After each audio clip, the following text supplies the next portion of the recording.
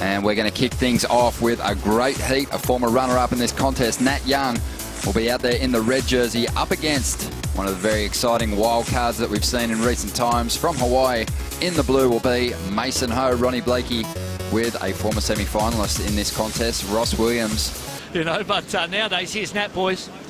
Well, Nat getting started now. 27 minutes on the clock, taking an insider here, driving up into this first section. Couple of clean hits to get started, really whipping his board through that second move, getting a little hung up on that third maneuver.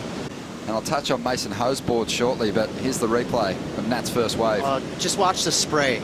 On the money. Opening turn here, nice connection. He actually got speed off that, and right there he sent smoke signals out the back. And he pushed really hard, so I think for Nat Young, he was feeling aggressive because he was so on the money with that second turn. And some positive signs at the start of that ride. The board looked good. Just a bit tricky down the line as we see Mason getting his quest for a quarterfinal spot underway with a nice carve, a lot of style, and he just drops off the roof of that wave, a nice floater, and just pumping his way, keeping those legs moving to keep the board alive through this flat section of water.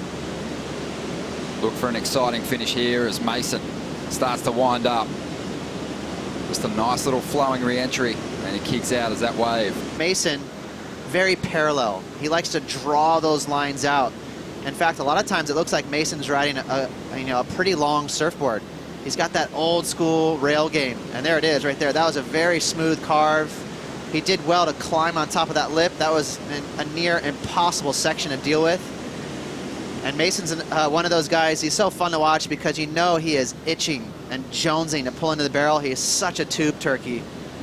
So I'm stoked that he avoided that barrel because the judges aren't going to be, too psyched to reward points for a tube today. A nice start for Mason. I don't think it's going to be a huge score. In fact, this drop is just a 5.17. But this opening carve was on the money. Really great extension through that. And Mason, one of the few guys on tour, does not use a tail pad. He's not afraid to ride that nose and get that rocker. Well, here goes Nat Young on his second ride. Needs just a small number to get himself back into the lead here. And he is building plenty of speed for this move. Nice big snap, super critical. Doesn't get lost in that strong offshore wind. Gets back onto the open face again. And looks to add more on the inside. Surf with a lot of speed, but just hits a lump there on the face and goes down. And Mason's going to get a chance to answer. Takes a high line to gain speed for this first section. Drives off the bottom now. Stylish carve, but he loses his footing as well. And for this second maneuver, I believe it's a second one, it is such a strong backhand whip. That's a nicely placed top turn. But watch him lean into this one. This is a straight up stomp. That was heavy. That was one of the better turns we've seen today. I really liked that maneuver from Nat. And to be able to put that much pressure on your surfboard with all this offshore wind, that's showing a ton of commitment. Again, another little sloppy mistake there from Nat Young, not finishing his wave off, but I think the judges will realize how much oomph he put into that turn.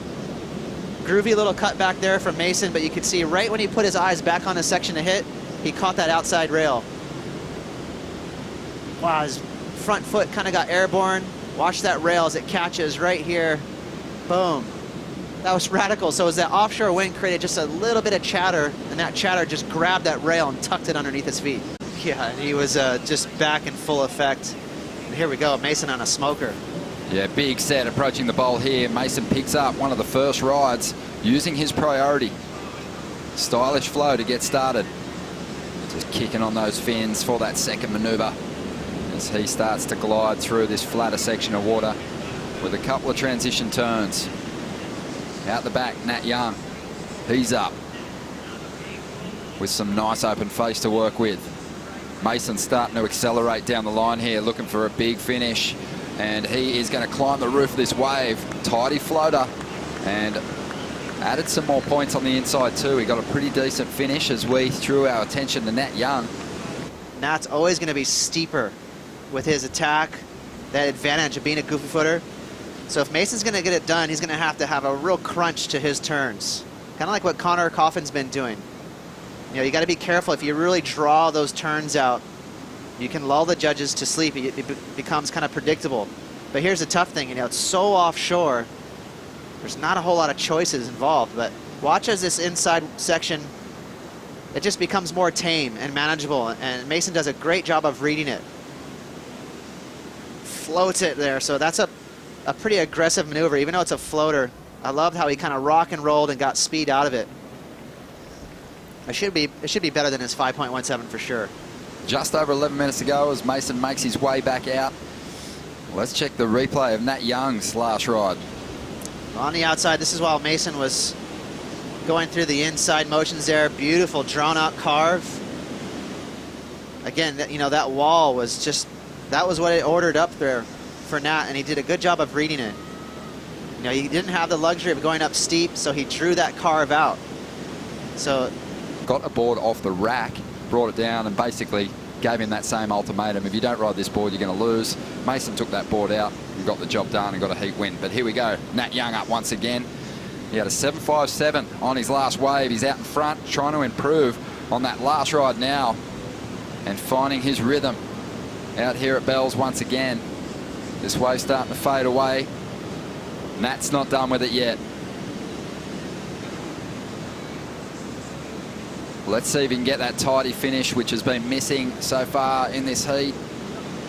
Clean floater.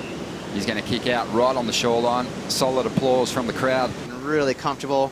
This was on the wave right behind Nat. Nice little snap. You can see Mason just a little caught behind that section, was trying to stuff himself in that barrel and got caught. And again, here's that rhythm you're looking for at Bells. You want to be able to just rip into turns and not have to find the open face. So Nat is not looking. He's just right there teeing off. And that's that perfect pace that you need at Bells to get big points.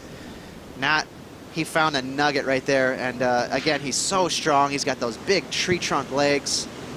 So the wind doesn't seem to be an issue for Nat. He is just punching that lip right in the face. And again, I think this is going to be his best score.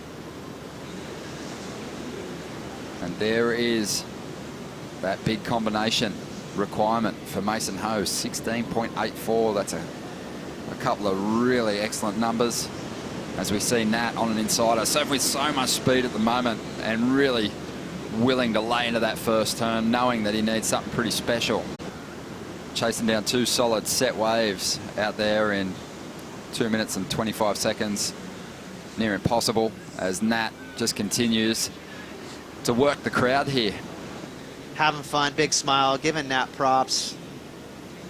Such a cool, humble surfer, and the amazing thing is he's a great competitor. He's feisty. Every time he's in a CT, he takes some scalps. Let's get him on standby as a guest commentator for finals day. We'll get him on that headset. That would be amazing. We've been enjoying picking Barton Lynch's brain. I'd love to hear some of Mason's stories as we move through the rounds here